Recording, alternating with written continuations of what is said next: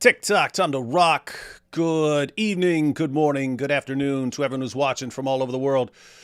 It's your friendly neighborhood philosopher here, D. Wood, and with me now is the author of the Quran, Robert Spencer. How you doing, Robert?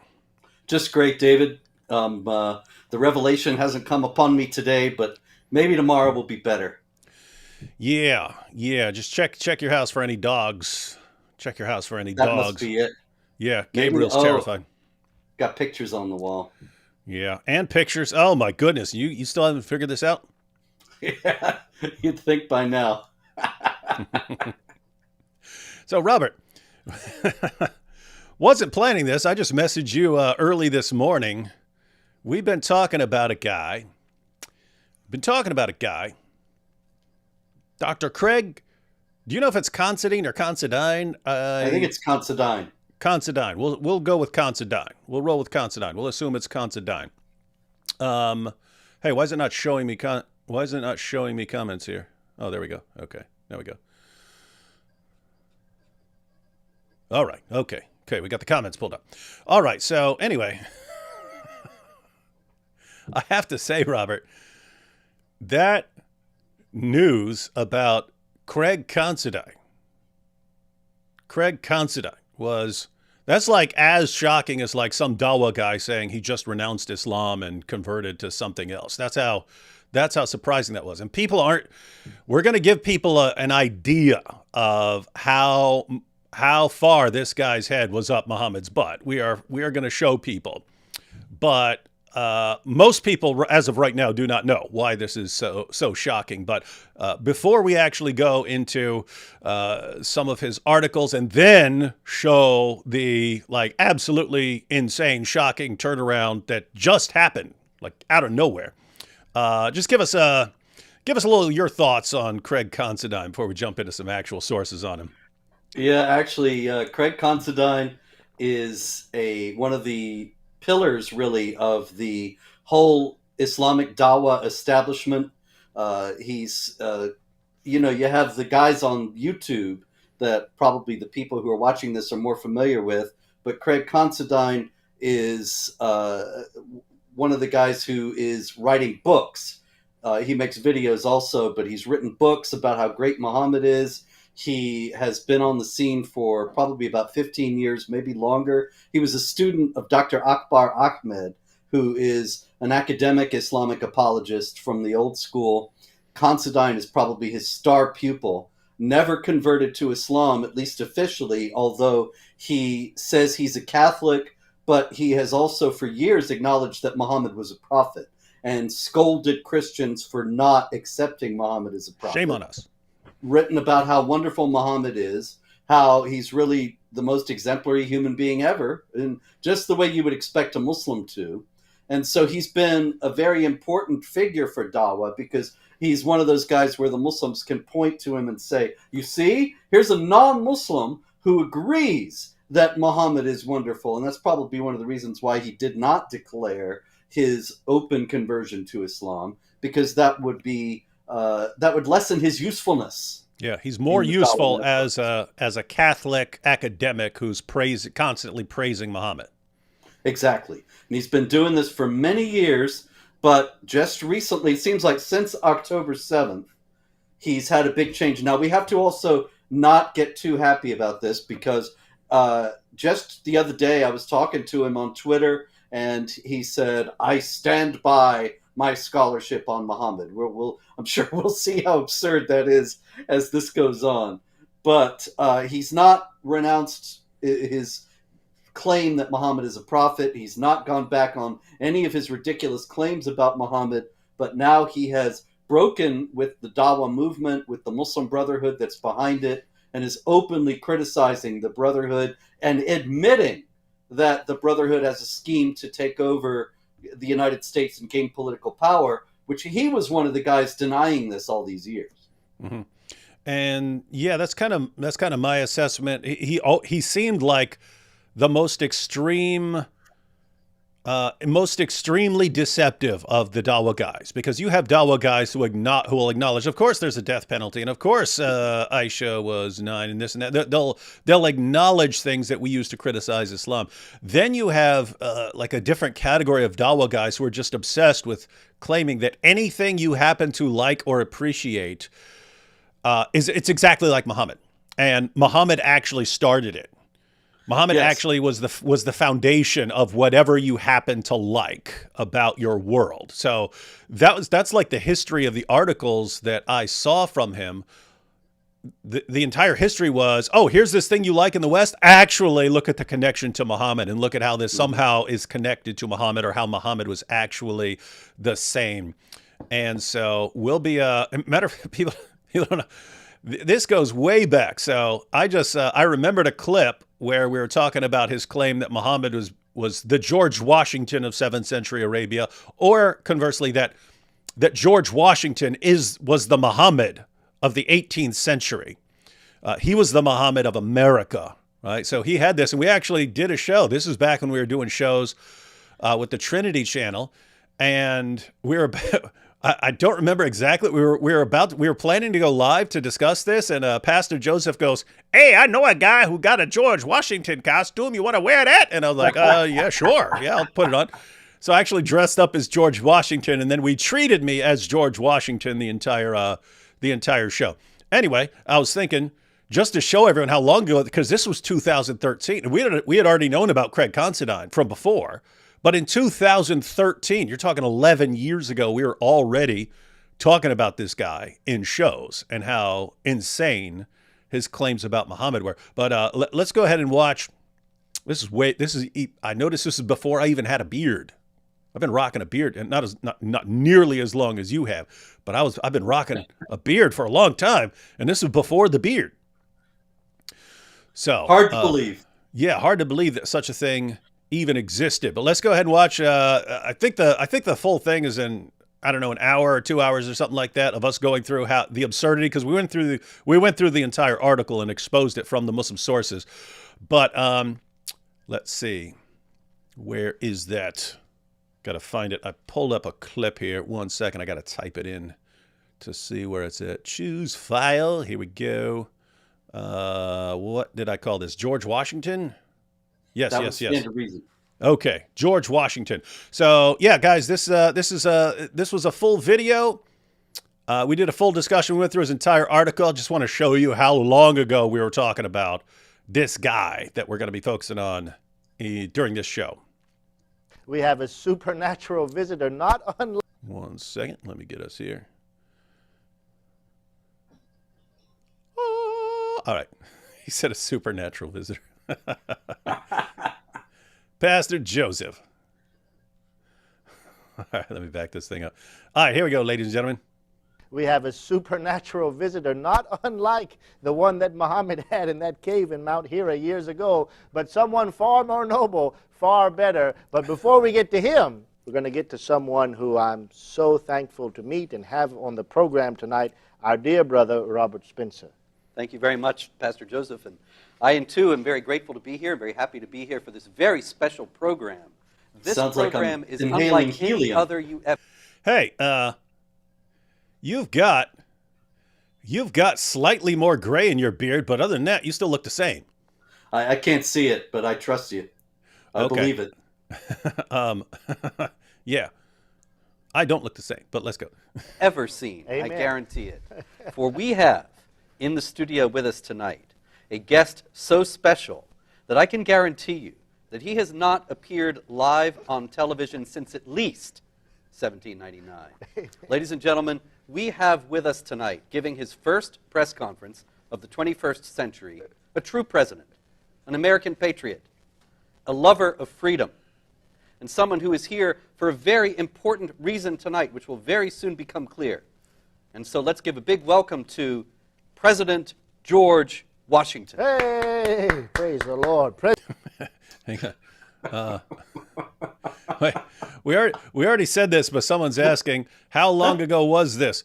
This was 2013, Dyro. So back in 2013, as you can see, no beard on D Wood here. This was a long, long time ago. We're trying to show, if you just tuned in, we're trying to show how long ago we were responding to the work, if we can call it that, of Dr. Craig Considine promoting Muhammad as this great figure. And in this particular video, we'll even take a look at the we'll take a peek at the article that we're responding to here. Just wanted to give everyone a quick idea of how long we've been responding to this dude, because it was just completely shocking, and for me came out of nowhere that he did a 180. President Washington, indeed, it's an honor. What is it? What occasion brings you here to our century? It's Virginians, not virgins. Virginians, not virgins. Well, Enough said. What in the world could President Washington be referring to, Brother Spencer? Well, Pastor, I think that, Mr. President, if I may, I think that he might be expressing a little bit of, and I think it has to be admitted, quite justifiable irritation over a piece that recently appeared in the peerless leftist online publication known as the Huffington Post. The Huffington Post is a leader. Yeah, Huffington Post. Most of his articles, at least the ones that I saw, were at Huffington Post and praising Muhammad for pretty much anything. If you said you like cotton candy, I guarantee you Craig Considine would have instantly written an article about how Muhammad invented cotton candy. In the leftist Islamic supremacist alliance, and frequently publishes apologetics, speaking with warm, positive tones about Islam, about jihad, about Islam's mistreatment of women, institutionalized discrimination against women and non-Muslims, and so on. But the Huffington Post this past week has outdone itself, and that is why our illustrious visitor has come to us from the 18th century. It appears that the Huffington Post has actually gone on record likening George Washington to Muhammad, the prophet of Islam. It's funny because this is Craig Considine writing in the Huffington Post, but you're like, the Huffington Post has declared. The Huffington Post has declared that George Washington is like Muhammad. I don't know what that's all about. I probably figured nobody's heard of Craig Considine, but they know the Huffington Post. Yeah, I mean, and the Huffington Post is the one that was cranking out all these articles, as we're about to see here very, very soon. But let's... Now, this may seem to be absurd on its face, but it was put forward quite seriously by a gentleman writing at the Huffington Post and actually arguing that the two were very similar. This so incensed the nation's first president that he decided to come to our studios tonight in order to set the record straight. Yeah, I built a time machine fueled by 1.21 gigawatts of Islamophobia and came to the future. And so, actually, I'd like to take it to you, Mr. President. The first thing I'd like to ask you is, at what age were you when you married Martha Washington? Or actually, more precisely, at what age was she? Was she 9 years old? Or 6 when you made the engagement, and 9 when the marriage was consummated? Actually, Martha Custis was 27 years old when I married her, and I was 27 as well. So, in what fifth dimension of HuffPo hell am I anything like Muhammad, who had sex with a 9-year-old girl? I leave that to the nation. Anyway, so guys, you can actually still find that if you type in George Washington or Muhammad. You can find that old episode where we go through it. But what do you think, Robert? Should we take a look? Should we give people a tour through some of the work of Craig Considine before we get to one of the most amazing turnarounds I've ever seen? Yeah, remember, Craig Considine stands by all these things he said about Muhammad, so they are enduringly relevant. So there's the stuff. In other words, the stuff we're about to pull up. He's done a big 180 on like the Muslim Brotherhood and on the issue of Israel and stuff like that. But you're saying, as far as him praising Muhammad, you're saying he still believes that stuff.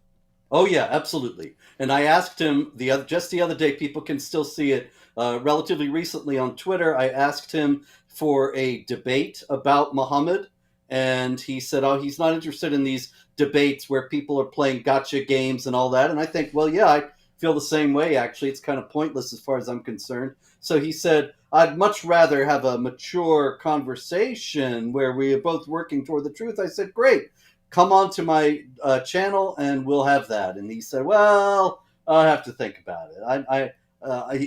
Craig, you're welcome. Be happy to discuss it with you, but you're going to have to understand, of course, that as you no doubt know, that what you've said about Muhammad over the years is ridiculous, is not supported by the facts, and so that would have to come out. Yeah, that's kind of the issue. If Craig Considine actually believed the stuff that he's saying, believed you're wrong about the stuff you say about Muhammad, but actually believes that the nonsense he's spouting about Muhammad is the truth, my goodness, why not set the record straight and school the mighty Robert Spencer on his own channel? Yeah, leading to absolutely. endless humiliation. After all, when they lose debates, they claim victory and try to say you were humiliated. So when he could win one and actually do it for real. Yeah, Lisa H here says, I posted to him and he said he changed. I agree, and we'll see that in the tweet. So that's what we're trying to, we want to do a brief, give people a brief tour through some of the stuff we've seen from him over the years, just to show how shocking it is that he did change, at least on some of the issues. So let's go ahead and take a peek at some of this stuff. Okay. All right, here we have Huffington Post. This is the one we were responding to. So look at this. This is 2013. An unlikely connection between the Prophet Muhammad and George Washington. And right there you have it. Muhammad and Washington were gentlemen of the highest degree. Yep. Yes, any 54-year-old man who bones a 9-year-old girl is a gentleman of the highest degree. It's just, the definition of gentleman is flexible and, it's changed a bit over the years. I just wonder when George did that. I didn't read that in Parson Weems, Yeah, this is no more evident than in the connection between them in the Holy Quran and rules of civility. So George Washington's little discussion on being civil. So we've got that here. We're not going to go through the entire article. Again, I think we went through the full article in that video we did. We just want to give people a taste of some of these articles. But let me go and read this. Robert, you can tell me to stop anytime you want to comment on anything. But let's see here. In 7th century Arabia, a middle-aged man had a vision to create a new religious and social order for a largely pagan and tribal society. The man, Muhammad, told his band of followers to behave wisely and civilly. The best among you, he said, are those who have the best manners and character.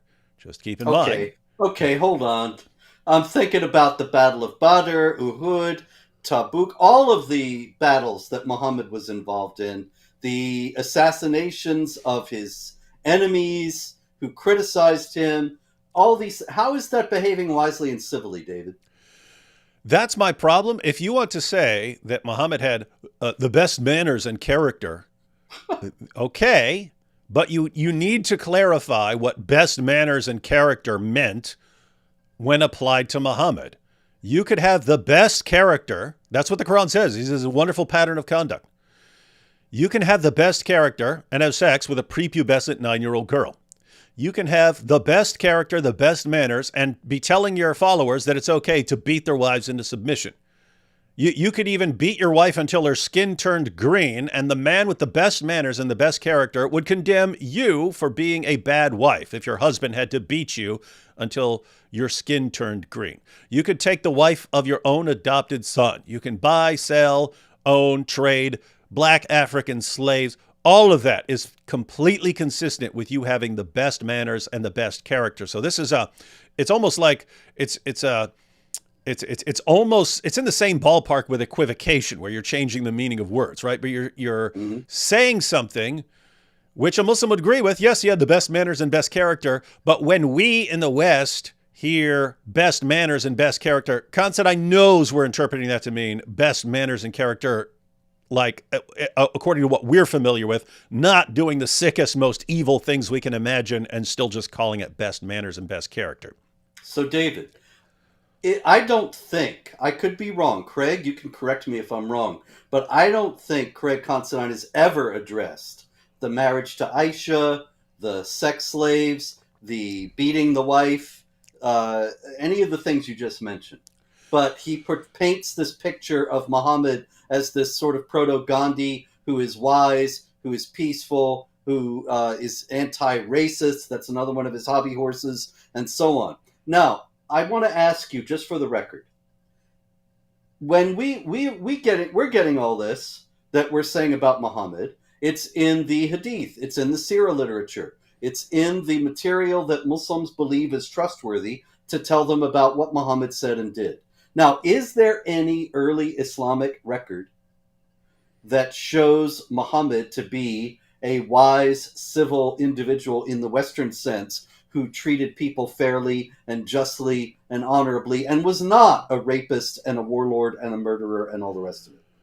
No. I mean, it's all over the Muslim sources that Muhammad's the best this and the best that, and he's wonderful this and wonderful that.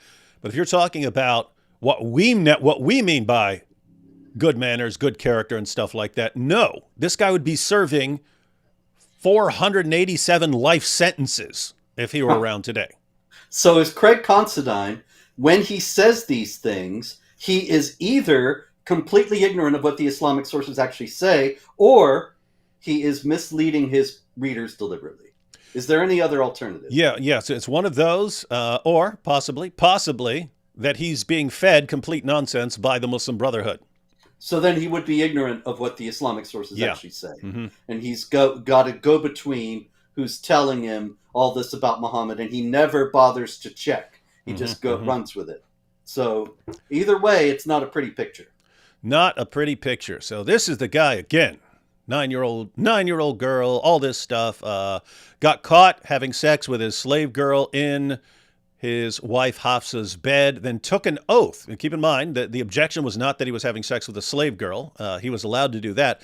The objection was that he was doing it in the bed of one of his wives. And when his wives complained about this, he took an oath and said, "Fine, I will never touch that woman again." And of course, then he gets a revelation. The person who is best in manners and best in character got a revelation telling, "Hey, you need to break your oath. You need to go and break that oath and start banging that slave girl again." And so this is the guy. Surah 66, by the way, ladies and gentlemen. Surah 66, verses 1 to 5, scold Hafsa and Aisha for objecting to his having sex with Mary the Copt, the slave girl. Indeed. All right, so the best among you, he said, are those who had the best manners and character. Keep in mind what that means in 7th century Arabia, not in 21st century America or Europe. More than 1,000 years later, Muhammad's wisdom would be echoed again, this time in the British colony of Virginia by a 13-year-old schoolboy jotting down a lengthy set of behavioral rules that would later be published as Rules of Civility.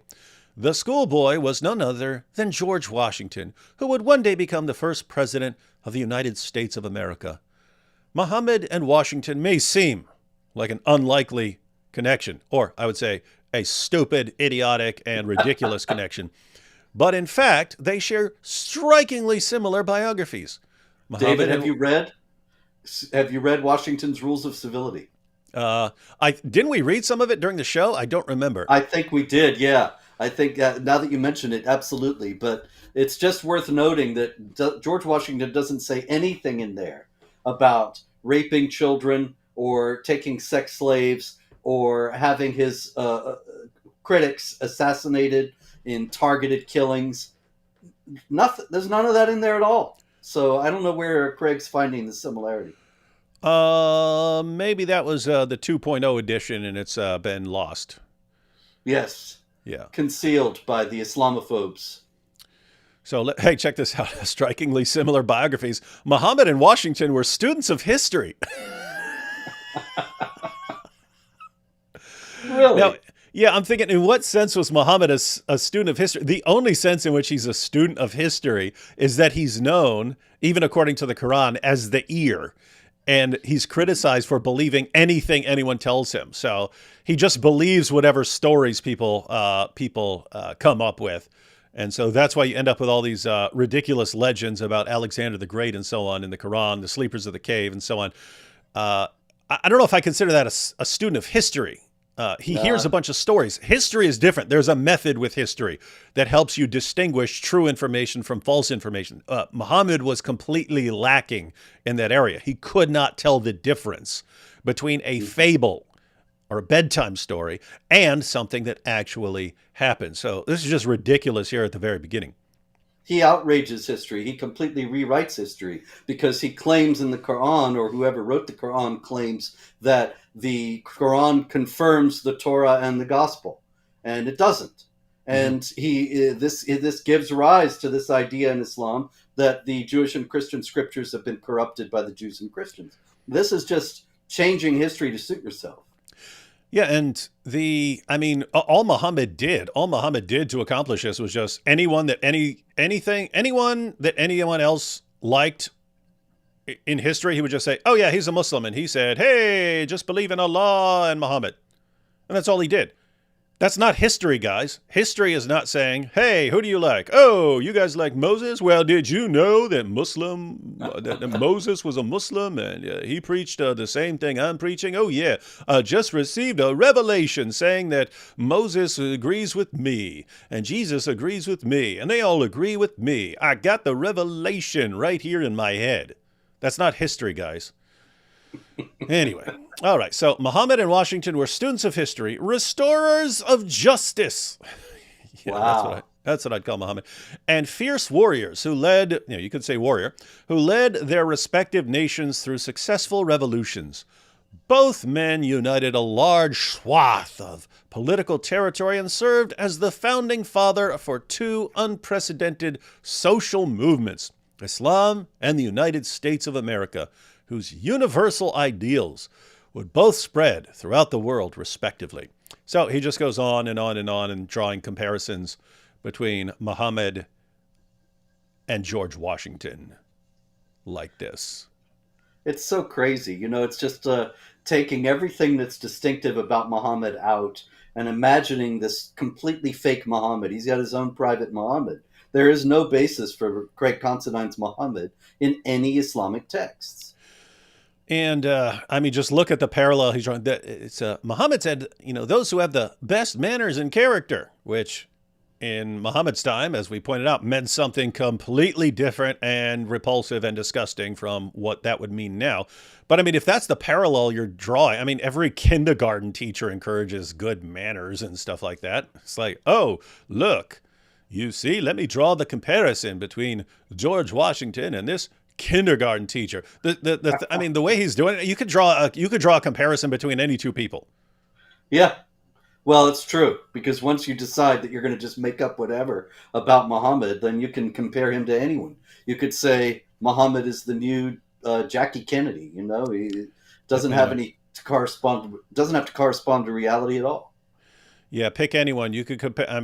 If you wanted to compare Muhammad, you could compare him to Biden. You could compare him to Trump. You could compare him to Kamala. You could compare anyone to anyone using this guy's method of, let me find something similar that these guys said at any point in their lives and completely ignore how radically different they were in other ways. Interesting method. But that's probably why he thinks Muhammad was great at history. This is the same method, right? It's basically the as same long as you're method. making it up. Yeah. Just make up anything you want to make any point you want, and it doesn't matter how accurate you are as long as you're making the point you want, and that's how you do it. All right, so we're gonna go through some more of those. We'll take a couple super chats real quick. Mother Queen says, "Mr. Robert, how are you, sir? God bless you." Oh, hi, D Wood. Oh, hi. I'm fine. How are you? There you have it. There you have it. Your question was answered. Coffeehouse Dialogue says, want to respond to a video by Lavater about the so-called Green Scare in Europe. Context, he's a Bosnian Muslim monarchist living in Germany. Not familiar with him. I don't know. Yeah, probably send that to AP if you think it's interesting. And if AP wants to discuss that, we can do a show on that sometime. Jai and DOC said today, produce a surah like it, then proceeded to copy stories from other religions and folk tales. That's true. That's exactly how you would do it. If you wanted to write something like a surah of the Quran, you would take some stories from other religions and just put them in Arabic and have them praising Allah and Muhammad. That's it. That's all you do. Yep. Powerful method. Powerful method. No wonder Dr. Considine loves him. Muslims say there is no compulsion in religion to display Islam being peaceful, but isn't 929 a clear contradiction to that? So, Robert, I'll give one interpretation of that. We know there are many, but the most straightforward is if you go to a commentary like Qurtubi and so on, he lists a number of interpretations of Surah 2, verse 256, where you get no compulsion in religion. But if you give that verse the meaning that we would give it if we just heard it in the West. In other words, if you heard there's no compulsion in religion, you would think it means, hey, you don't force people to believe or something like that. If you go to Qurtubi, the people who interpreted it like that said that it was abrogated. In other words, if that's what you interpreted this to mean, hey, you don't go out and fight and tell people to convert or die. You don't tell people that. The early Muslim scholars who interpreted it that way had to conclude that it was abrogated by later verses like Surah 9:5, Surah 9:29, Surah 9:73, Surah 9:123. It's exactly what they say. It was abrogated by later commands. But Robert, what are your thoughts on that? Is that your view, or do you have one of the other views? Yeah, that's exactly it.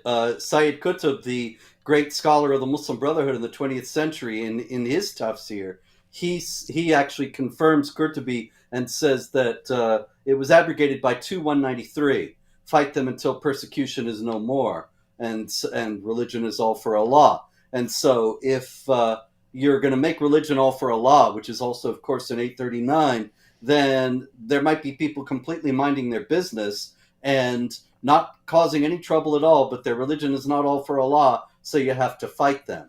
There are others, however, who say that it just, there is a choice when they come to you, the jihadis, because you could convert or die, and you have that choice, so there's no compulsion. If you are forced to convert, you're not really being forced to convert because you could choose to be killed. So, lots of different ways to come at that verse, Luke. You can find online the Qurtubi's commentary. Qurtubi's commentary is useful because he goes through basically what everyone said up to his time, what all the different Muslim scholarly views. Guess what? The way that a Muslim dawah guy would present it, it's fun because they don't do this as much as they were 15 years ago. Back then, they were calling us liars about jihad and so on. And so they would say, hey, no compulsion in religion and so on. But the way they interpreted it as some sort of binding command, talking about Western dawah guys 10 or 15 years ago who said that, no, Islam's all about peace and tolerance.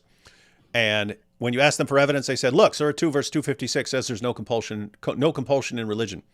The people who wanted to interpret it that way, guess what? As some binding command that you don't compel people to accept Islam, you don't find that anywhere in Qurtubi's list of different interpretations. No one interpreted it that way. The people who even thought that it meant that originally had to say it was abrogated. Why? You can't say there's no compulsion in religion when you're ordering people you're saying, hey, we're going to fight you until you pay the jizya or we kill you. You can't say there's no compulsion in religion when if anyone leaves the religion, you have to execute him. It would make the interpretation that a Western Muslim 10 years ago would give this verse makes no sense in light of everything else Muhammad said. And that's why no one back then held that position. Let's see, two more real quick. Hey guys, so glad you're here. I never get Robert notifications on X. God bless you both from UKistan. It's nuts here. Yes, it is. Yeah, we've anyway, been saying. I'm sorry. Oh, go ahead. I was just saying sorry about the notifications. I, of course, have no control over that. That is because of all the banning and shadow banning and all that. Because, as you all know, I'm such an evil character. And that actually is a hangover from the days that David was just talking about, where the Dawah guys and the Islamic professors and so on were all saying Islam is peace and it's Islamophobic to say that Islam has doctrines of warfare and so on. And those of us who were saying it were banned, blocked, shadow banned, marginalized in various ways. And a lot of that is still in place. So I'm so terrible, it's tough to find me, but you can find me at Jihad Watch Video with This Week in Jihad on Wednesday evenings. And one day I'll get around to making more videos. And got a lot of books out you can find at Amazon. And, of course, jihadwatch.org has all your jihad news. Yeah, and there are links. Let's see, what links do I have here?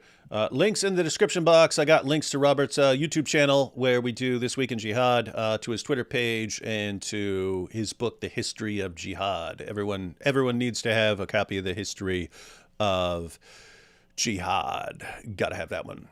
All right, one more here. Let's see. Oh, that's a super sticker. Pear character putting his hand in front of his mouth while blushing. Why would you blush just because Muhammad did something to a 9-year-old girl? Shame on you. Shame on you. All right, Robert. Let's keep going with Dr. Craig Considine here. What's the next article here? A new perspective of jihad in Christianity and Islam. Oh, yeah, I love this article. This one is really even more ridiculous than the George Washington article. And this one was also 2013. So you're talking 11 years ago. He was writing this. Again, we'll just look at a little excerpt, but I glanced at it. Looks like he's saying that, okay, jihad in Islam is just, just struggling to do what's good and right and loving. And guess what? Christians believe in struggling to do those things too. So Christians also have that kind of jihad for struggling to do what's right and struggling to love people and so on, and struggling to build bridges, that sort of thing. But let's check this out. The hype in America and abroad. The hype. Yeah, it's all hype. What do we get after this? We got ISIS. The hype. Dumb Americans think that there's jihad. The hype in America and abroad over jihad has brought me to consider the term through a Christian perspective. Yeah, that's what you do. If you have something like jihad, just interpret it through a Christian perspective. That'll make it go away. Yeah, that'll change it. In this piece, wasn't this around the same time as the That's My Jihad campaign? Yes, absolutely. Yeah, the Council on American Islamic Relations ran posters on buses and in subway stations and so on, saying my jihad is getting the kids to the gym on time or school on time and getting to the gym and exercising regularly. What's your jihad? And that was when Pamela Geller and I put out parody ads that had people like Nidal Hassan, the Fort Hood shooter, and Qaradawi, saying my jihad is dismembering infidels, or this Hamas guy saying jihad is our worship to Allah. And these were real quotes, but they all got banned, of course, because they were Islamophobic. Yeah, weird. So we actually did lots of stuff on those back in the day. My jihad is making friends across the aisle. What's yours? My jihad is getting to the gym after a busy day's work. What's yours? My jihad is getting up and getting my kids to school despite my busy day. It was like, they just took anything you could struggle with and say, well, jihad just means struggle, so that's all my jihad. They tried to change the meaning of jihad. And so Craig Considine's right in the middle of all that. Anyway, he says, in this piece, I seek to explore how forms of jihad are present in Christianity and pinpoint different ways of looking at jihad in Christian and Islamic texts. And again, it's just, well, Christians believe in struggling for what's good and right, too. Nothing about us subjugating the world. But anyway, let's read a little passage from this. It's the beginning of the article. It's much longer if anyone wants to check it out. Politicians and anti-Muslim activists. That's us, David. Yeah, that's us, huh? frequently take to audiences and websites to criticize the term jihad as a form of Islamic supremacism, oppression, and violence. How could they get such an idea? Yeah, I'm thinking like directly from the Muslim sources. No, you guys just invented it. Yeah. And we took the same time machine that George Washington used to travel to the future, and we went back in time and wrote all this stuff into Islam's most trusted sources. Yeah, then we went over to Gaza, got them all stirred up. telling them about jihad. They'd never It's heard all it. the They thought it Islamophobes. was peace and love. Muslim extremists, on the other hand, argue that jihad refers to a holy war against non-Muslims. Viewing the term jihad through these frameworks alone, however, would be playing into the hands of extremists who forego the other elements encompassed by the term jihad. In Islam, what's that? He's right, David. He's right. Of course he's right. He's always right. We have to admit he's right. There are other meanings of jihad. The Islamic Republic of Iran has a Department of Agricultural Jihad. It's not blowing stuff up on the farm. It's trying to increase crop yields and the efficiency of the farm itself. There is struggle. There is jihad that is not warfare against non-Muslims. It really does exist. But where he goes wrong is not acknowledging that the primary meaning of jihad in Islamic theology is indeed warfare against unbelievers. Indeed. We're about to see a problem here because we'll actually do something crazy and look at what Muhammad actually said here. Let's see. In Islam, jihad has several different components, which include personal struggles, such as the struggle against addiction. Hey, Robert, you want people to struggle against addiction, don't you? See, you're a jihadist.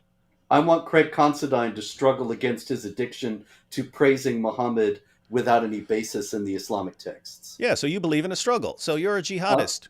That's it, man. Yep. Social struggles, such as the struggle to become tolerant of others. It's a struggle to be more tolerant and loving towards everyone else. That's what he thinks is one of the meanings of jihad. And occasionally a military struggle, if and when, we're going to come, I want to finish reading this passage, and we're going to come back to this this middle paragraph here. Occasionally a military struggle, if and when necessary, in self-defense. Oopsie, yeah. Fight those who do not believe. That's self-defense. I've been commanded to fight people until they say there's no God but Allah and Muhammad is his messenger. That sounds like self-defense. Yep. Fighting people because of what they believe and forcing them to convert. Even fight them until religion is all for Allah. There's no way you can interpret that as defense. If you're fighting until religion is all for Allah, then you're going to be fighting people who are not doing anything to anybody except they're worshiping in some other way. Mm-hmm. When asked what is the major jihad, Muhammad replied, the jihad of the self, struggle against the personal self. Yeah. Contrary to the rhetoric and misinformation about jihad in anti-Islam networks like Jihad Watch, Muhammad did not... Hey, look at this. Muhammad did not say that the violent struggle was the most important form of jihad. We're going to get back to that too. Well then, ISIS has to go home. Yeah, shame on them. Let's see what I'll just finish out this intro here. The hype in America and abroad over jihad has brought me to consider the term through a Christian perspective. In this piece, I seek to do two things. Explore how forms of jihad are present in Christianity. Keep in mind, he's talking about like struggling to be more tolerant and so on. Say, hey, Christians believe in that. See, they have jihad too. Are present in Christianity and pinpoint different ways of looking at jihad in Christian and Islamic texts. Doing so can help find common characteristics of jihad so that Christians and Muslims can build bridges of mutual understanding and tolerance. This is what we were dealing with back then. Yeah, and people bought it. People believed it. People still believe it. All right, now, hey, look at the end of that second paragraph there. Contrary to the rhetoric and misinformation about jihad in anti-Islam networks, Muhammad did not say that the violent struggle was the most important form of jihad. So he didn't say that. He didn't say that. David, I don't know. I think Craig's nose is growing again. Let's see. Well, I mean, the only way to know would be, Sunan Ibn Majah, 2794, grade Sahih. Yep. It was narrated. There are bunches of passages like this, ladies and gentlemen. It's just one because it's said where Muhammad says exactly what Craig Considine just said Muhammad didn't say. Exactly where Muhammad's... Oh, my goodness. There, let's just read it. It was narrated that Amr bin Abbasa said, I came to the Prophet and said, O Messenger of Allah, which jihad is best? Which jihad is best? He said, that of a man whose blood is shed and his horse is wounded. What is that? That's jihad. That sounds like violent jihad to me. That's fighting, ladies and gentlemen. That's fighting. And it's the best because you want to be hurt and martyred. You keep your wounds when you get to paradise, and they're extremely attractive to the ladies. David, in years and years of practicing Christian prayer, never once did I start bleeding or my horse get wounded. Huh, that's weird, because that's all Yeah. jihad is. I must have been praying wrong. So guys, look at this, look at this, look at this.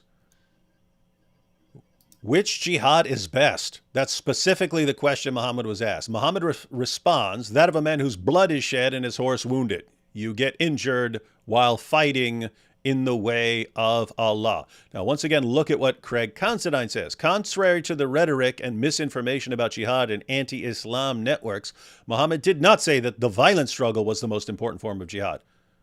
He specifically said it's the best. He was asked what's the best, and he said, yeah, the one where you're out fighting and you get injured or killed. Wild, wild, wild stuff. One more. Again, I wonder, does he not know this passage and all the others like it? Or is he just ignoring it in hoping that the people who's reading his article don't know it? Yeah, he's ignorant or deceptive. He has to be one or the other, because he's flat out saying the exact opposite of what Muhammad said in a Sahih narration. But look at the sentence before that. When asked, what is the major jihad, Muhammad replied, the jihad of the self, struggle against the personal self. So you've got the hadith about that. Let's go ahead and let me pull up an article, Robert, because every time you go to actual serious Muslims about this, they say something quite different. Let's check this out here. So this is Islam Online. The hadith of returning from minor to the major jihad. The hadith about minor and major jihad is neither authentic nor good. It was not recorded in the authentic books of hadith. There are two interpretations for the hadith. The first is rejected as it undermines jihad for the cause of Allah and underestimates its significance, virtues, and necessity. The second interpretation is accepted as it stresses paying attention to striving against one's desires, training oneself, and restraining its aspirations and lusts. And you go down here, speaking from the point of isnad, chain of transmission, criticism, the hadith. Speaking of isnad criticism, the hadith about minor and major jihad is neither authentic nor good. It was not recorded in the authentic books of hadith. It is neither mentioned in the two authentic books of Al-Bukhari and Muslim, the 6 books, the Muwatta of Malik, nor was it mentioned in Ahmed's Musnad, although it contains many hadiths. And so this is what you find when people are going, when you actually try looking up this hadith. This is what you run into. Muslim scholars saying, we got a problem here. And the ones who actually take it seriously, they give it a completely different meaning. Different meaning. We're talking about the major and the minor jihad. They say it's called just your daily struggles against your own desires and so on. That's the greater jihad because that's what you're normally doing.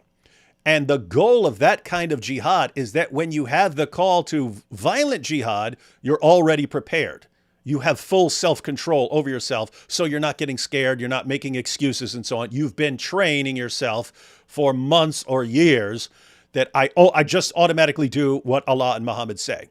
So the idea is, again, this is a weak hadith, but for those who take it seriously, the interpretation would be that it's the major jihad because it's just what you're normally doing. It's the everyday jihad, the struggle to bring your desires in alignment with Allah, so that when you have the call to violent jihad, you're already prepared to mindlessly submit to whatever Allah and Muhammad say. It should also be noted, David, that the Islam Online passage, it says this is not in Bukhari or Muslim or the 6 books. The 6 books being, of course, the 6 hadith collections that are considered most reliable by Islamic scholars, and Sunan ibn Majah is one of them. And so Sunan ibn Majah has this passage saying that the best jihad is where you get bloody and your horse is wounded, and there are cognate passages in other collections that are considered reliable. So they would take precedence over this tradition that says that the greater jihad is the jihad of the self. Yep. So guys, we're sitting here and we just got all kinds of problems already. All right, take a couple super chats here. Do you guys know of a good website where I can get cringe quotes from the Quran? I am lazy. And maybe some source that compares the Quran versus Bible, New Testament morals. Robert, your laugh is life. Yes, it is. The religionofpeace.com is an excellent site that has a lot of the worst quotes from the Quran and comparisons, I believe they have, with New Testament morality. And so that's a good little digest, good little source for passages, and also keeps the running tally, the famous running tally of jihad attacks, of which there have been about 45,000 now since 9/11, and those are all documented there. Be sure to put the. It's not religionofpeace.com. That's a Dawa site. It's thereligionofpeace.com. Yeah, thereligionofpeace.com. Awesome place to find quotations and so on. Answeringislam.net as well. Yes. Answeringislam.net. There you'd have to look things up topically, but you can find everything you need in pretty much every area over there. Let's see. Islamanobic. Oh, instead of Islamophobic, it's Islamanobic. Dismantling Islam by Jay Smith. It's a recommendation from Rachel. Beatrice here. My jihad is listening to Mike Winger. That's the hardest form of jihad. That's what the prophet said, peace be upon him. Yeah. Unless your jihad is to fall asleep, in which case listening to Mike Winger can help.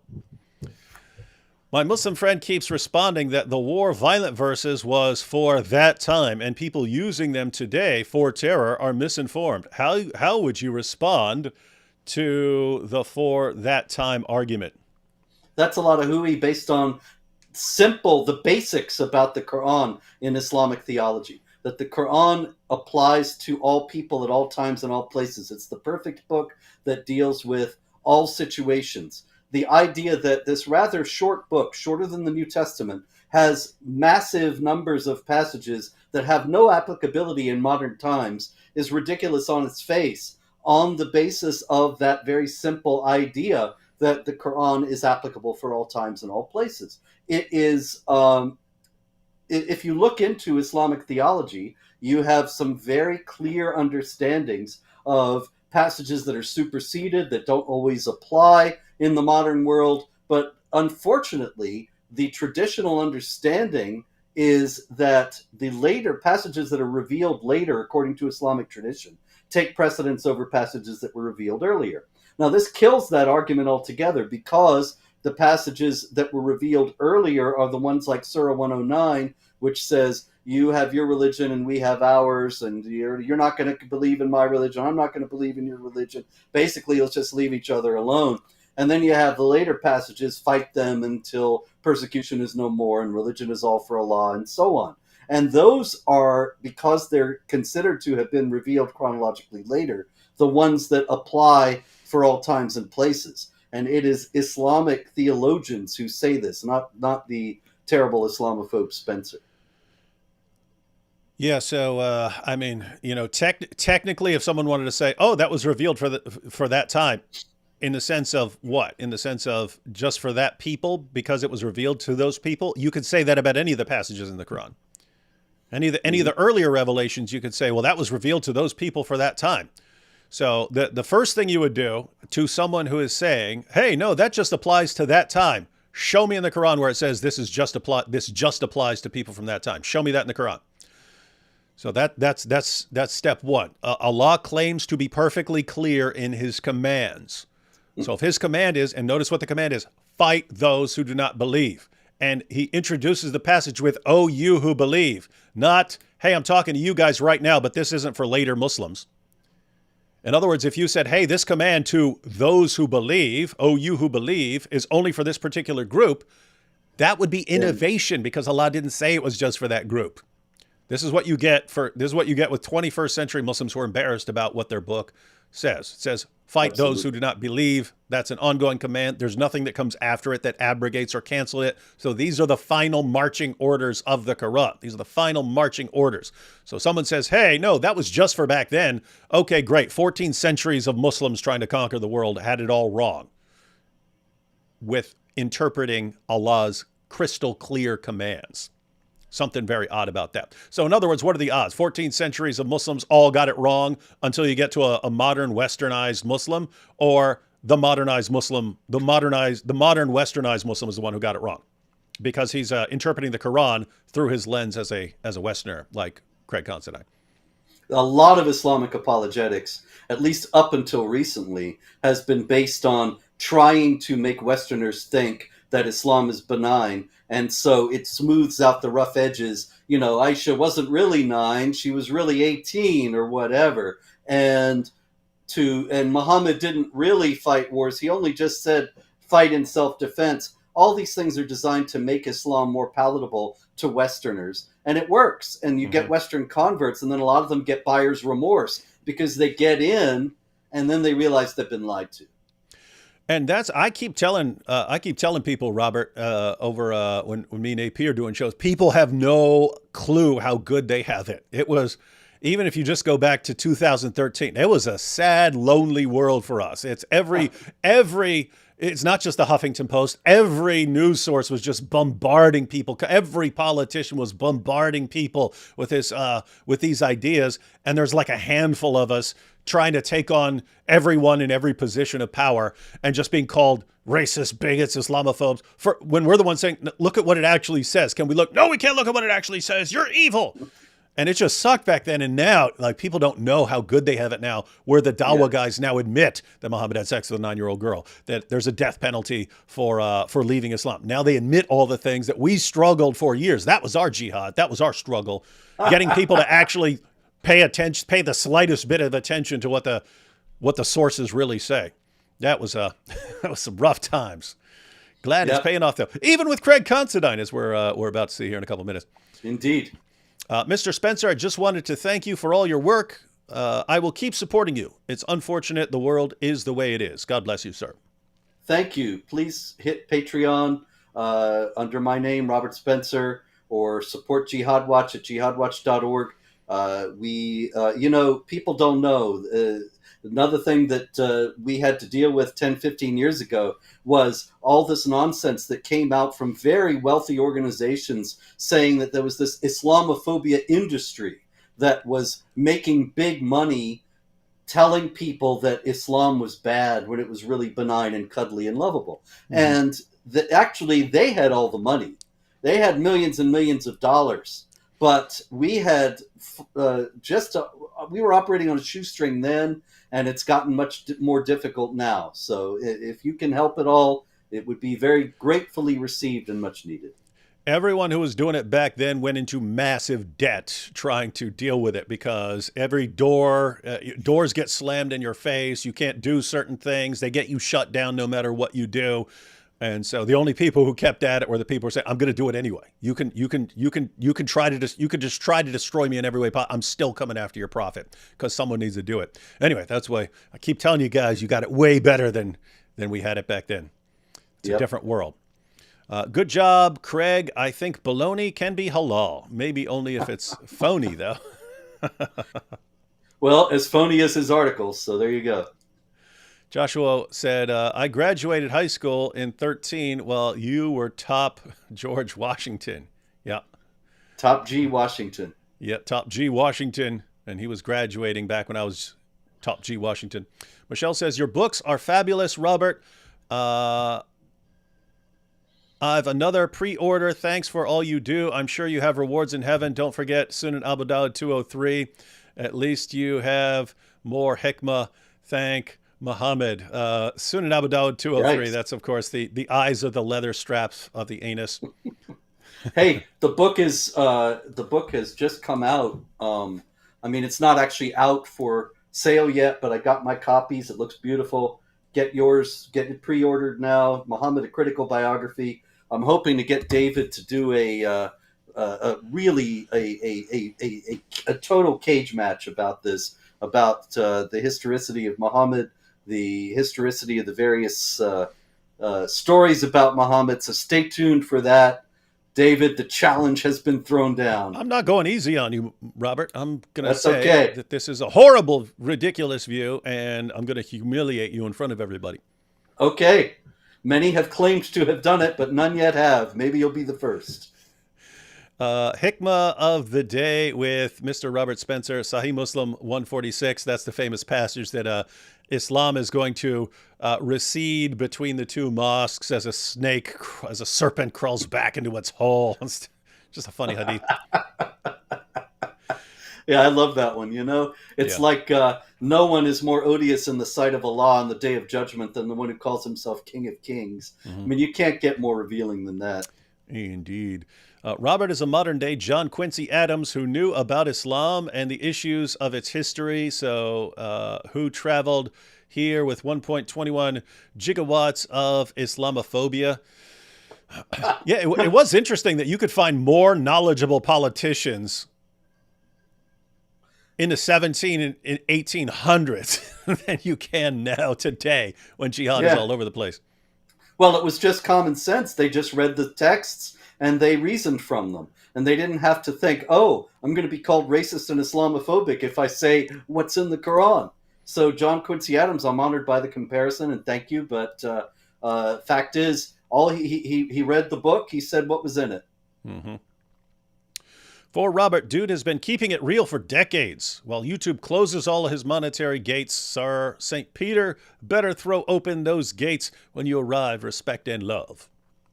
I hope so. Thank you. Pray for me. Thank you. All right, let's get back to our new hero. Our new hero. Let's go. Let's see. Let's go. We want to get to his Considine's dramatic conversion. So bust through these real quick. What studying Muhammad taught me about Islam. Muhammad's treatment of religious minorities and his basic moral beliefs have encouraged me to further promote dialogue between Muslims, Christians, and Jews, and to improve my own everyday character and conduct. So yeah, it's great. Dr. Considine, how's that dialogue between Muslims, Christians, and Jews going for you right now?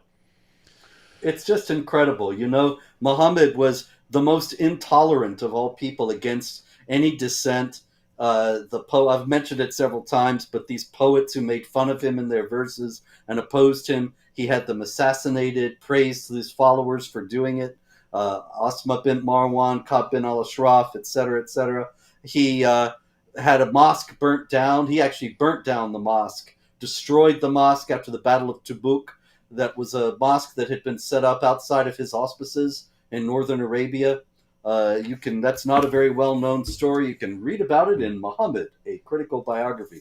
But people came to him and they said they've got a mosque over there. So he said, "Yeah, we'll stop by there on the way back." So he goes to try to fight the Christians at Tabuk. They weren't there, and he comes back and destroys their mosque.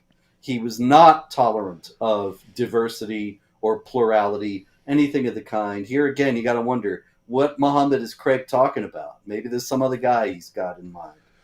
Yeah, weird stuff. This is like the most extreme cherry picking I've ever seen with this. Look at this. Muslims worldwide have recently joined together to celebrate Mawlid an-Nabi, the birthday of the Prophet Muhammad. This day is an opportunity for Muslims and non-Muslims, such as myself, a Catholic, to reflect upon the life and legacy of the Prophet of Islam. Yeah, that's what Catholics need to do on Muhammad's birthday. Yeah. In this short essay, I want to share with you what I've learned about Muhammad and how his legacy informs my understanding of Islam. Muhammad's beliefs on how to treat religious minorities, subjugate them, make him a universal champion of human rights, particularly as it pertains to freedom of conscience, freedom of worship, and the right for minorities to have protection during times of strife. Yeah, the guy who said, I have been commanded to fight people until they say there's no God but Allah. Famous quotation. It's all over the 6 main collections.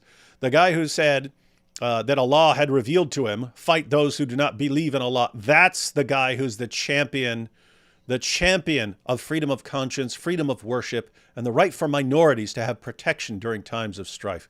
This is just pure fiction. I don't see where he's getting this at all. I mean, of course, all the rest of it is fiction, too. The George Washington business was silly enough. But there is so much disconfirming evidence on this. It's just astonishing to think. Surely he couldn't really believe this. Yeah, that's what's amazing. It's like, he's either like the most clueless person in the world who's being fed information and does not have the ability to know if it's true or false, or he knows and he's just a massive, massive liar. Yeah. So we could continue reading that. Let's get a little more of the gist here. Why a Christian can view Muhammad as a prophet. Well, that's good to know. Muslims aren't at risk of anything when they say, I believe in Jesus. Yeah, because Muhammad said Jesus is a Muslim. However, if someone says, I'm a Christian and I believe in Muhammad as a prophet, people might start to question one's credibility as a self-professed Christian. Well, yeah. Because Muhammad, if you view him as a prophet, contradicts core teachings of Christianity. And so how would you be a Christian and affirm him as a prophet? Say, zoom through this real quick. As an advocate of interfaith dialogue, particularly between Christians and Muslims, I'm often faced with the issue of conversion. People ask me, if you admire Prophet Muhammad so much, why don't you convert to Islam then? If you love him so much, put a ring on it. Why don't you accept him as the seal? The seal. Ooh, ooh, ooh. I see these questions popping up on my Twitter and Facebook feeds more than you might imagine. Basically, me admiring Prophet Muhammad isn't enough for Muslims. In their eyes, I must take a few concrete steps towards Islam and be fully recognized as a true believer. Otherwise, I'm just a weirdo Christian who respects Muhammad but doesn't recognize him as the man. Christians, on the other hand, have called me pseudo-Catholic. I'd call you pseudo-intellectual if this is your level of research into issues. And infidel for my positive writings about Muhammad. For these Islamophobes, I'm... Wait. The Islamophobes are the ones who are pointing out, how are you a Catholic if you believe that Muhammad is a prophet when he contradicts the teachings of the Catholic Church about the death of Jesus, his resurrection, his divine nature. And so they point that out and says, you're an Islamophobe.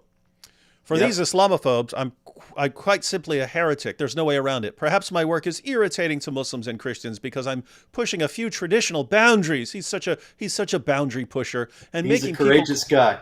Yeah, and making people question the very heart of their religious traditions and identities. Who's sitting there going, I have to question my religious identity because this powerful article about how Muhammad is like George Washington. Oh my goodness, I have to question everything I've ever believed.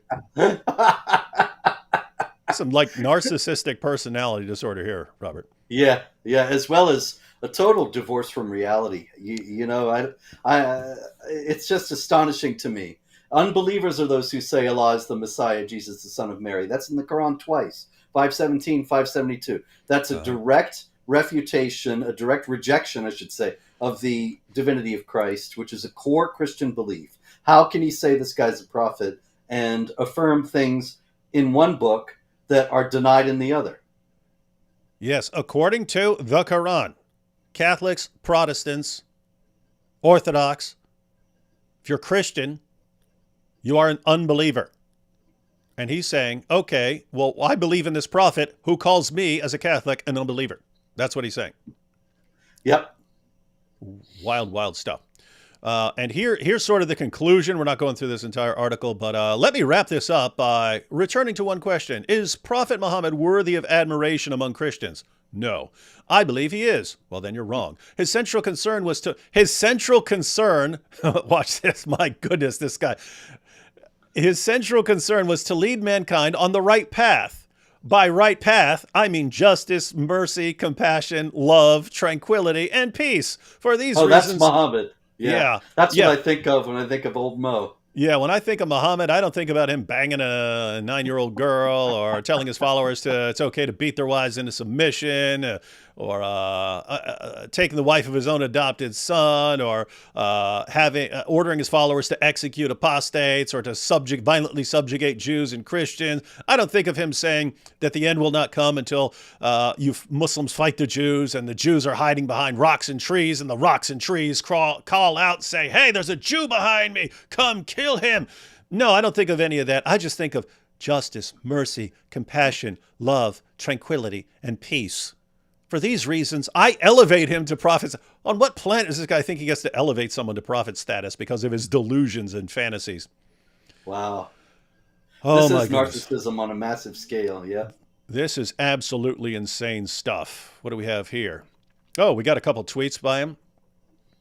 Writing during his first visit to Mecca 1964, Malcolm X said, America needs to understand Islam because this is the one religion that erases from its society the race problem. Guys, I encourage you all to look up statistics on racism in the world. Global statistics on racism. Muslim societies are among the most racist on the planet. And there are hadiths where Muhammad is very clearly saying the Arabs are elevated over other people. Islam is a vehicle for Arab supremacism.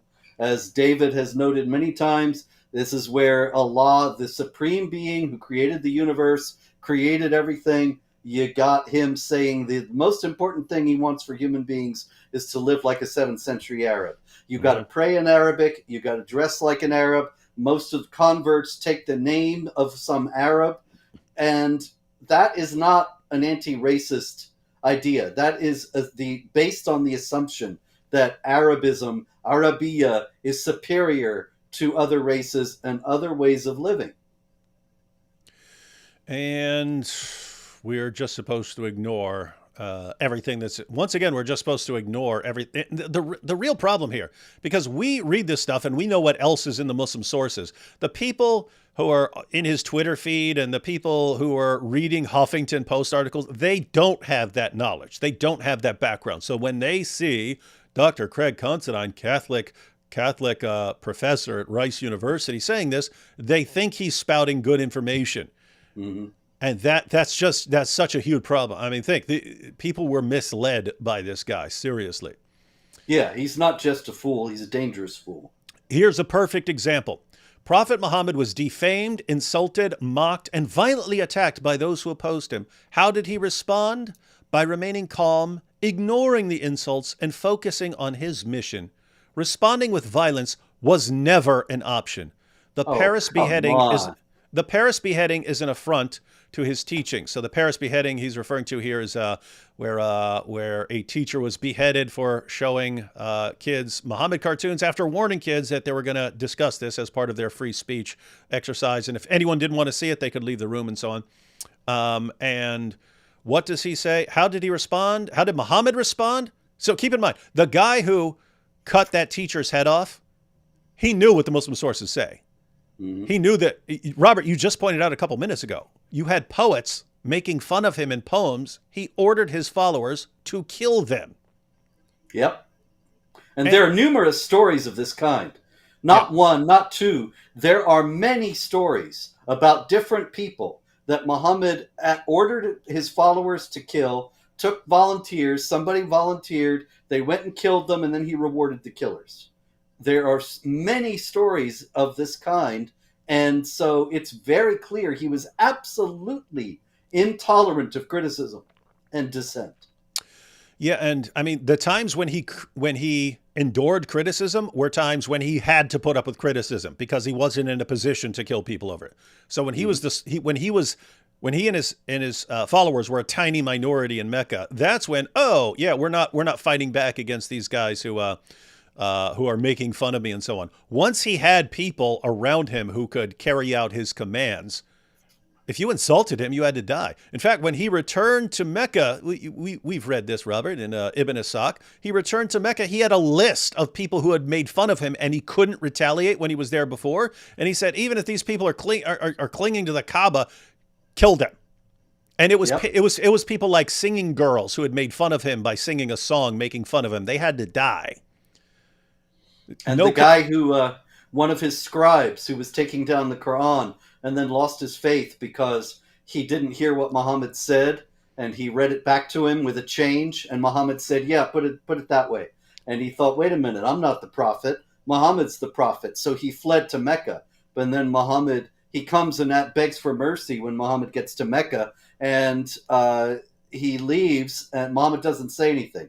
And then finally he leaves, and Muhammad says, why didn't you kill him? To his followers. And the followers say, you didn't tell us to. And you should have given us a signal with your eyes. And he says, it's not fitting for a prophet to give signals with his eyes. Yeah. And so it's just weird. There's like no connection to reality. Muhammad, who could not deal with criticism, and if he had to, deal with it because he was completely outnumbered and couldn't kill someone, he would come back later when he was more powerful and then say this person has to die. Yep. That's the Muhammad that Craig Considine is writing about. Just wanted to go these couple super chats because there's one that's related to this. Let's see. For David, thank you, Dairo. Jihad Watch led me to the Dizzle. Thank you, Robert. That's cool. Well, then I've done one good thing in this world. His sensual concern is most likely his approval of Momo, the Chomo homo, and Diaz, the doggo relationship. Yeah. Yeah, something like that. And here's the comment I wanted to get to because it's connected to what we were just saying. Mosh Cohen says, "Hi guys, where was the story that someone was about to be sentenced to death for killing a woman until he said, 'But prophet, she laughed at you'?" Yeah, that's in Sunan Abu Dawud, I think the one you're referring to. That's where a man had his slave girl, who was also the mother of his children, who was making fun of Muhammad. He stabbed her to death. Her blood ran all over her one of her children and so on. Then he puts the body out there. They find the body. And Muhammad says, "I order whoever did this to step forward because there's about to be judgment." And then the guy said, "But Muhammad, she kept making fun of you." Muhammad said, "No retaliation against this guy." But think about this. What evidence was there? Yep. It's just like in Pakistan today. Yeah, any man can go and kill a woman, or even in the situations where you get mob violence, someone says, "Hey, he desecrated the Quran." That's where it comes from, ladies and gentlemen. It comes from the first generation. If you murder, that's the point. I don't know if this woman said one word about Muhammad. He could have just stabbed her to death, but if you want to avoid the death penalty, Muhammad, she made fun of you. Oh, okay, yeah, this guy's fine then. Yep. You just say it. You could just say it. Why'd you kill that? Why'd you kill that guy? He burned the Quran. Yeah, he did. He did that. Well then, carry on. Carry on. Nothing to see here, ladies and gentlemen. Yeah. all kinds of stupid all over the place. All right. Now let's go and get to these last couple of tweets here. The Quran and New Testament are strikingly similar in many ways. Both texts often speak of the need for us to take care of the poor, the needy, the oppressed, among others. Truly, compassion for others is a central duty that comes with being Christian or Muslim. It's our sacred duty. That puts me in mind of Quran 48:29. Muhammad is the apostle of Allah. Those who follow him are merciful to one another, are ruthless to unbelievers, merciful to one another. Yeah, why didn't Dr. Craig Considine quote that, ladies and gentlemen? Guys, that's an important reference that Robert just gave. Quran 48:29, Surah 48, verse 29. Muslims are ruthless towards non-Muslims, merciful only among themselves. In other words, if you were to see compassion for others, Islam and Christianity both teach this. No, in Islam, you are compassionate to your fellow Muslims. So this is what I talk about. It's similar to equivocation in that people are going to interpret what he's saying and not understand what these things actually mean. They don't know what this actually means. To say that Muhammad encouraged these things. Yeah, merciful towards your fellow Muslims, not to unbelievers. Whereas in Christianity, it's love your enemies. The obligation of zakat. You give it to other Muslims. You are not allowed by Islamic law to give zakat to non-Muslims. So the charity is only for one's fellow Muslims. Here's a gem. A Christian student asked me today, "What have you learned in your studies on Prophet Muhammad?" I answered, "The main thing is that he had a lot of compassion for orphans, widows, and the disenfranchised." The student responded, "Sounds a bit like Jesus." I said, "Exactly."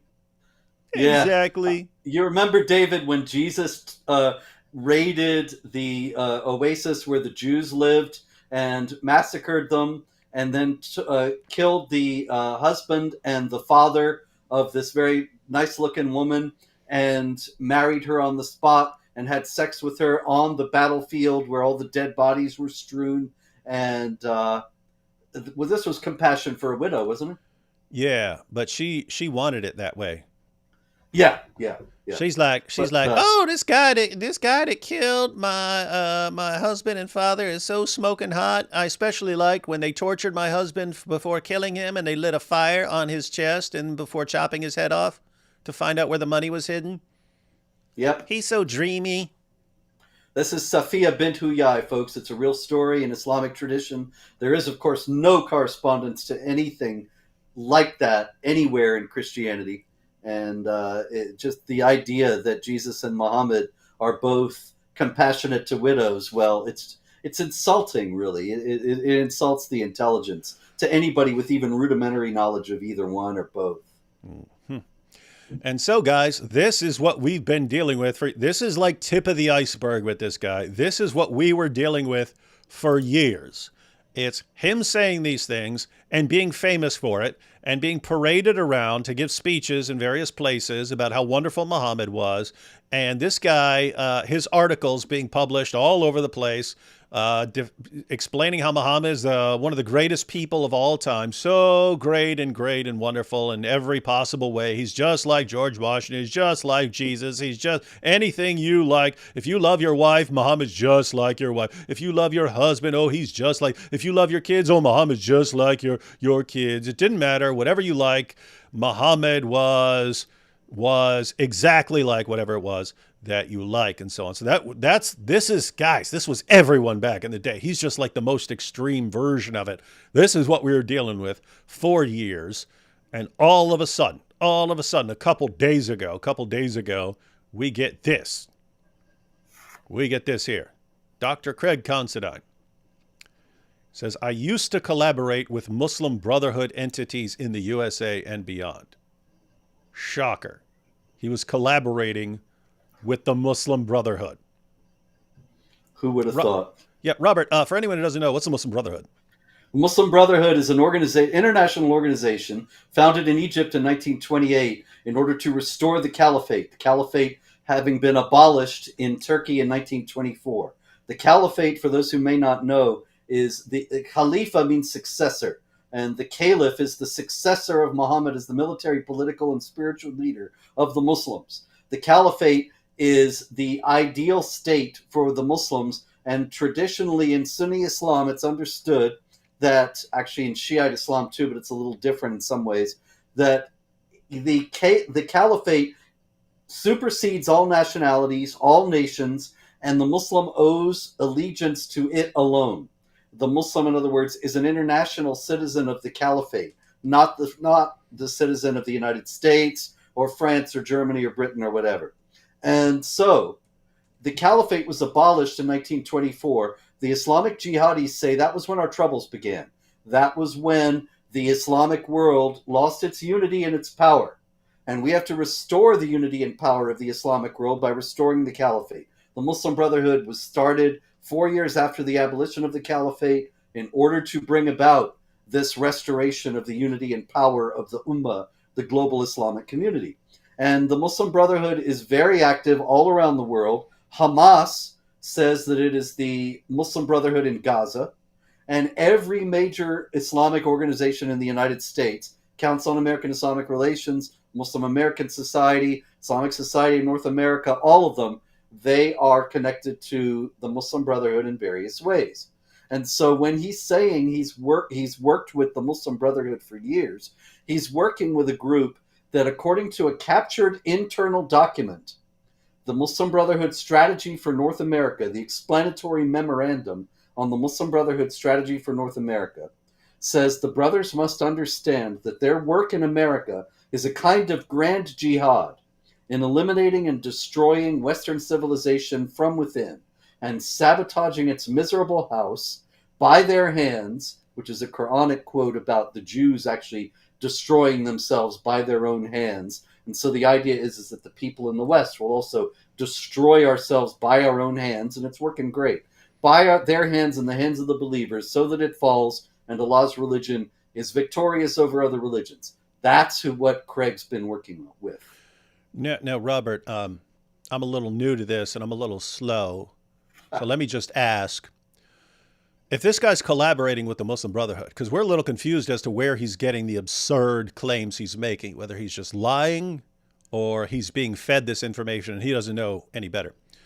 Would it be in the best, if you're the Muslim Brotherhood and you're obsessed with reestablishing the caliphate and so on, would it be in your best interest to keep people in the dark about Islam and to keep them deceived about Islam to help win converts and to silence critics and so on in the West? Why, yes, David. Why, yes, absolutely, 100%. You want people to be ignorant and complacent so that they don't have their guard up and they don't realize that there are these people who are actively subversive, who are trying to destroy the existing order and establish Sharia after it falls. It seems unbelievable to most Americans anyway that anybody would even try to do that. So you have that cover. It's just like roaches, you know, we're operating under the cover of darkness, and when you turn on the light, they scatter. And it's the same thing. You want people deceived, blinded, in the dark about Islam so that they do not realize this initiative is going on. And so, in other words, this tweet made things very clear, because we're wondering what is going on here. And then, oh, now it makes sense. He's collaborating with the Muslim Brotherhood and they're feeding him nonsense to help keep people in a state of ignorance while they build up their forces and expand. Whether he was in on it or not. Yeah. Maybe he's never cracked open Ibn Ishaq and all the rest of them. Maybe he's never read the Hadith. He has no idea what Muhammad really says. Or he's been in on it with the Muslim Brotherhood all along. Let's go ahead and check this out here. Hey, who just said this? Eric L. said, the quote is to love thy neighbor. It is not love thy enemy. No, you have both. You have both, Eric L. I don't know what you're babbling about. Read Matthew 5. Indeed. Jesus says, love your enemies and pray for those who persecute you so that you may be like your Father in heaven. So not sure what you're talking about. Read the whole book. Don't be like Craig. Yeah, Read the whole thing. Don't be a Considine. Don't be a Considine. So let's go ahead and read this tweet. I used to collaborate with Muslim Brotherhood entities in the USA and beyond. Well, now that makes sense. My distancing from them occurred around 2020 when its branches tried to curtail my views and hijack my social media accounts to fundraise for its agenda. I was uncomfortable with that. After all the nonsense you did about comparing Muhammad to Jesus and George Washington, that's where you draw the line? That's what makes you uncomfortable? Fundraising? That's very strange, because he must have made a lot of money for whoever he was working for, because this is just what people wanted to hear. You know, Americans are decent people in general, and we've always been taught, you know, when I was a kid, I remember, doesn't matter what you believe, as long as you're sincere, and all the religions are good, and they help you to be good people, but you don't have to worry about all the niceties of dogma. Now, of course, there's a lot of fallacies. There's a lot of things that are false about that statement. But this is something a lot of Americans take for granted. And they generally think that all religions are good. Mm-hmm. And so this was just what people wanted to hear, that Muhammad was this wonderful guy, and we really didn't have to worry about Islam or jihad. Because obviously the corollary, the unspoken corollary is that if Craig Considine's telling the truth and Muhammad is all these great things, then the vast majority of Muslims must know this, and they must be no threat. They must be our loving brothers. So think about this, guys.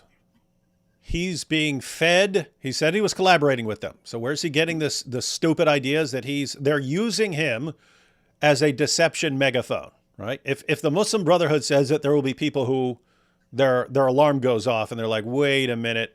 I can't be, I need to be on my guard against the Muslim Brotherhood. And so they need people like Craig Considine to say it for them. So they're feeding him the stuff. Yeah, hey, Craig, could you just compare Muhammad to George Washington? Yeah, do it. He has no problem with that. He's glad to help. But eventually they say, hey, let us use your social media accounts to fundraise for building our caliphate. And he says, no! If you want me to spout complete idiotic nonsense, that's fine. But I draw the line at fundraising. So he says, I was uncomfortable with all that. I refused. As time progressed, the Muslim Brotherhood network got nasty towards me because I was not on board with its Islamist politics. You're defending these guys for years, but you're not on board with its Islamist politics, which is basically all the Muslim Brotherhood is. It says, it proceeded to stick its online troll network on me, tried to cancel and hack me, and threatened me. They threatened him. So when he was their pet and their puppet for years, boy, they loved him and showered him with praise and who knows what else. And as soon as, hey, I don't want to fundraise for your organization because I'm starting to doubt what it is you're trying to accomplish in the world, then they threatened him. Oh, yeah. It called me a fraud, a phony, a hypocrite, and worse things. Yeah. You got to admit they had a point there, David. He is a fraud, a phony. You fraud. You phony. You hypocrite. I'm like, amen, Muslim Brotherhood. Gosh, now we're collaborating with them, Robert. Yep. But, you have an excellent point there. I think that was worth emphasizing, that he was very valuable to them. Because he's a professor at Rice University, he's got the doctorate, he says he's a Christian and all that. And, I remember Ibrahim Hooper used to put out of the Council on American Islamic Relations, used to put out a story every year. He might still put it out about around Christmas time, about how Jesus and Muhammad have more in common than you might think. And it's a lot of Dawa nonsense and lies and half-truths. But the thing is, he's Ibrahim Hooper. And he has a reputation. He's a known quantity. He's been out there on the front of CARE for many years. CARE has been very belligerent in opposing counterterror measures and openly connected, not openly, but connected to the Muslim Brotherhood in a manner acknowledged by the Justice Department and so on. So that's not going to get the kind of traction that Craig Considine can get. That is correct. And people will dismiss it as coming from Ibrahim Hooper. They'll say, well, maybe he's exaggerating or he's not being honest. But old Craig, he's got this stature that was extremely useful to the Brotherhood Network. Yeah, can you imagine this? So for years, people are reading this stuff on Huffington Post and so on. And they're thinking, oh, well, maybe we wouldn't trust the Muslim Brotherhood saying this, but this guy's a professor at Rice University and a Catholic, so we can trust this guy. Meanwhile, behind the scenes, he's being fed his talking points from the Muslim Brotherhood. He's collaborating with the Muslim Brotherhood. He's working for the Muslim Brotherhood. And then somehow he realizes that he doesn't like their politics. Very strange. We need more details here, Craig. Tell us more about what happened, but so far he has not. He stands by his stories about Muhammad, and yet somehow he's broken with the Brotherhood. And so at the end of that third paragraph there, they are still on the prowl, and I'm still under threat. He's in danger. Well, maybe you need to pick better people to collaborate with in the future, yes. Craig. I used to defend the Muslim Brotherhood, but not anymore. No chance. I will not support groups that threaten me, like the Quran, and seek the destruction of the only country that I'm a citizen of, the USA. That's amazing. That's amazing right there, David, because that's another thing that the Dawa guys have been denying for 15 years now, more than that the Brotherhood has any such plan to subvert and destroy the United States and establish Sharia. It's right in their explanatory memoranda, but there have been all kinds of efforts to show, just like with the Quran's violent verses, that they didn't really mean it. It was just a discussion. They're just kicking around various possibilities, things like that. Actually, this was a high-level Brotherhood operative mapping out a strategy, and it was taken very seriously in the Justice Department at the time. And so it's the same. It's really remarkable that he is acknowledging that now. Oh, yeah. It's when huge. They've been denying it for so many years. Yeah, and so he acknowledges what the Muslim Brotherhood is about, even after acknowledging that he had been collaborating with them, and that was why he's been doing a lot of the stupid stuff he's been doing. Mm-hmm. But then, they seek the destruction of the USA, and then check this out, last paragraph. I learned the hard way through lived experience that advocacy and activism for a noble cause, and he puts that in quotation marks, for a noble cause, like combating Islamophobia might just be a load of political BS. In other words, the only thing he's done for his entire career, he's saying it was all political BS. No kidding, really? That he thought he was doing for a noble cause, and it was all just BS. And he says, take this as a cautionary tale. Be careful and be weary when you are fighting for justice. Be weary. Yeah, you want to not be weary. Yeah. When you are fighting for justice, all is not what it seems. My goodness, that is huge. Right? It is. It is.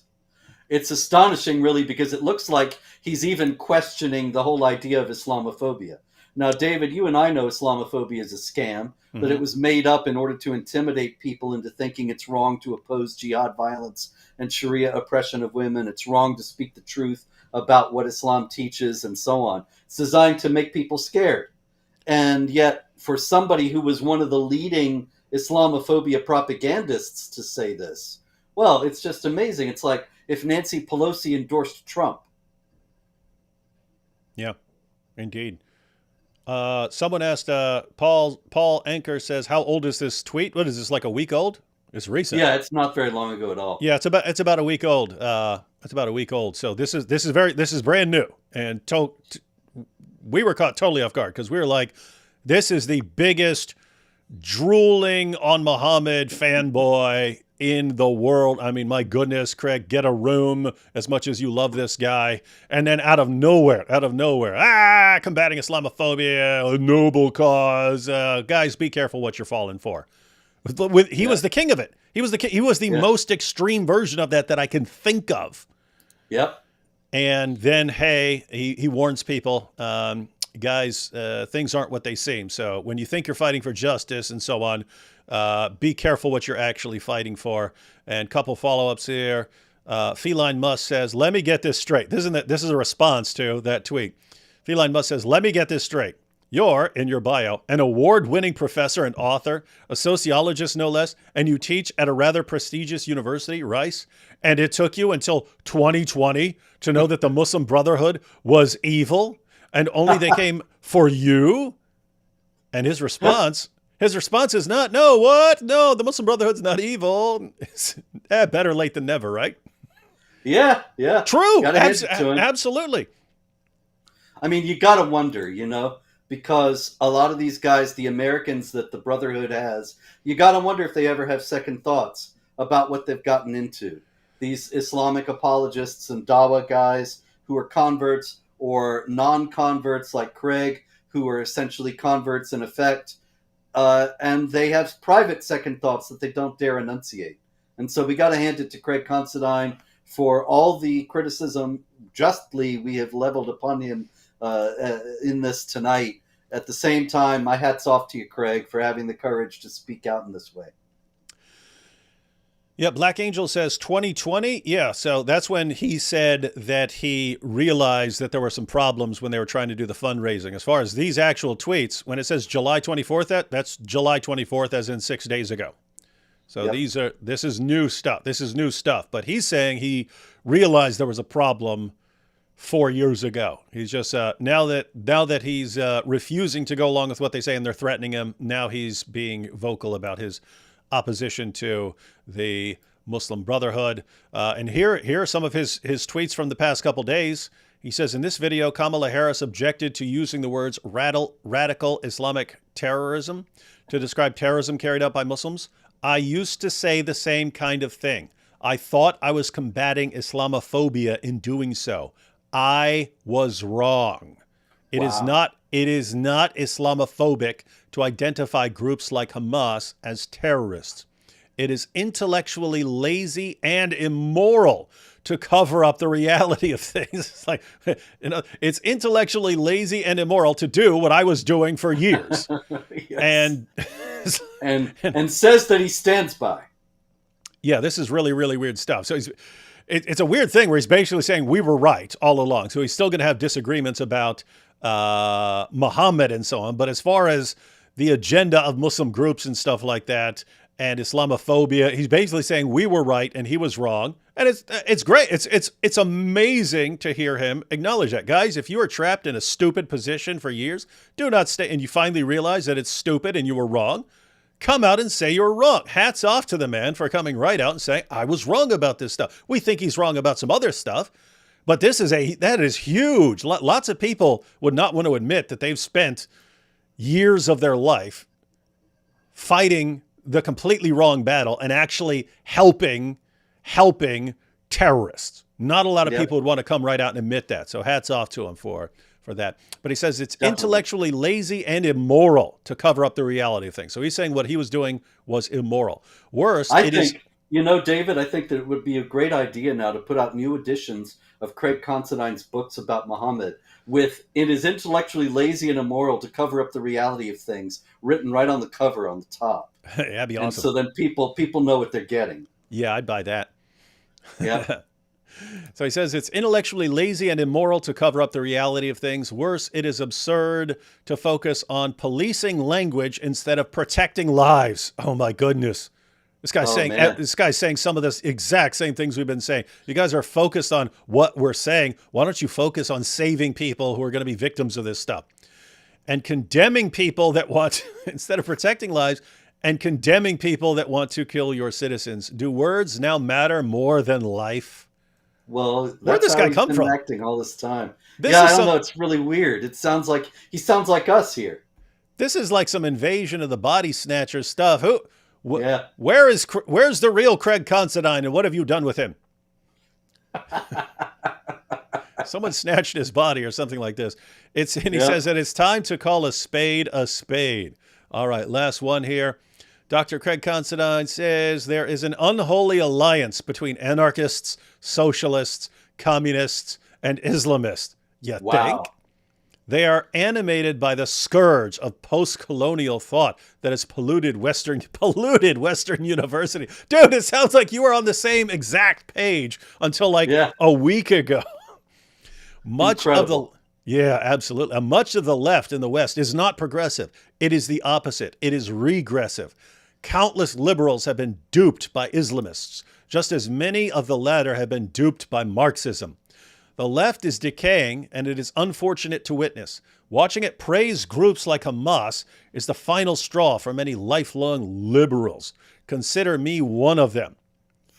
Oh, so he's saying the final straw. He's saying he's breaking with the left. He's saying that watching it praise Hamas is the final straw. He says he's done being with them.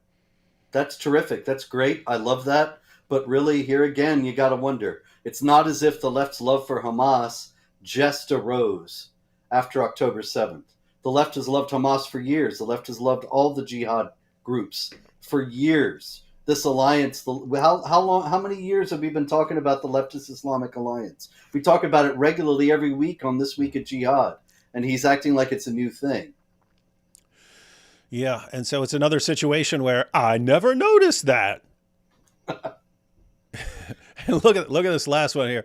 These are the useful idiots that Prime Minister Netanyahu was referring to today in the chamber of the House of Representatives. Now he's citing Benjamin Netanyahu when he called the leftists who align with Islam and support Hamas useful idiots of Hamas, and he's agreeing with Netanyahu.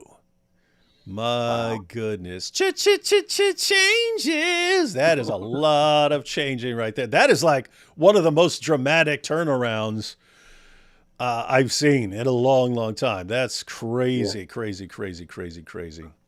Yeah, it is remarkable. And we can hope that he'll keep going and renounce his writings on Muhammad and write something more accurate about Muhammad so that people might come to it who were misled by his earlier writings. Yeah, so to see someone who's been I've seen in the comments say he's been a useful idiot his entire career. Yeah, that's what's shocking. Yeah. You have a guy who's been a useful idiot of Hamas and the Muslim Brotherhood and everyone else for his entire career. And all of a sudden, guys, I think I was wrong.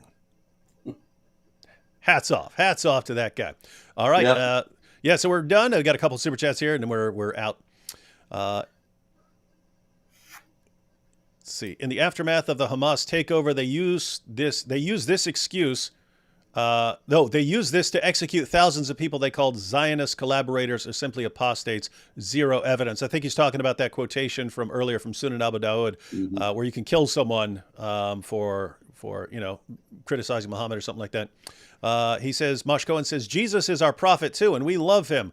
Continues to compare Jesus to a person that was literally his direct opposite. At least they're funny. Yes, they are. Here we go. Luke says, Muhammad's Boom Boom Room featuring Robert Spencer. Yes, that is actually the next episode of Muhammad's Boom Boom Room, Luke. It will be Robert Spencer. It will be Muhammad meets Salman Rushdie. That is the next one that will be up. Mosh Cohen says, what we're currently seeing in the West is the life work of Abu al-Banna, the Dawa practices of Taqiyya and Kitman to win the hearts works. It does. It's deception. And it's worked for a long time. And we basically got access to Muslim sources, the most trusted Muslim sources, and to the internet where we can respond to things around the world and respond to them rapidly. We basically got all that at just the right time. Indeed. And 5 Ds of Dawa: deceive, deny, distract, distrust, and destroy.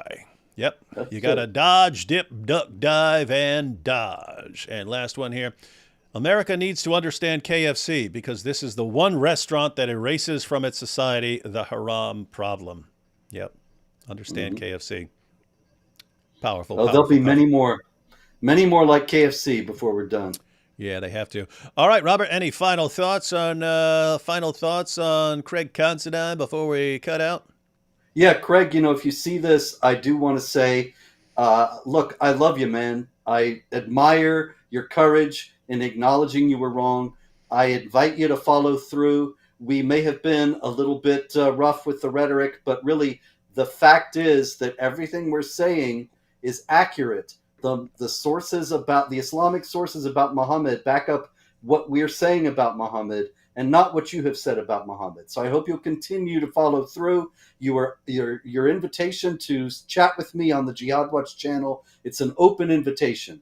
I'd love to chat. It would not be a debate, not a gotcha situation, but we would be speaking honestly about what's in the Islamic texts. I think it's time that it would be salutary for you to take a look at those.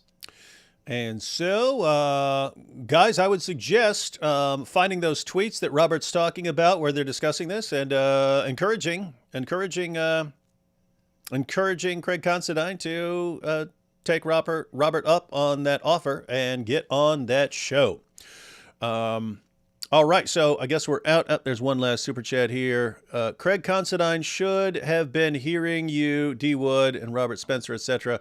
God knows how many Craig has wrongly influenced. Thank God he has come to his senses. Thank you, D. Wood and Robert Spencer. Yeah, guys, it's this is also something I've been saying is it's a lot of work. It's a lot of hard work. It's some miserable stuff because you're getting blasted from every side.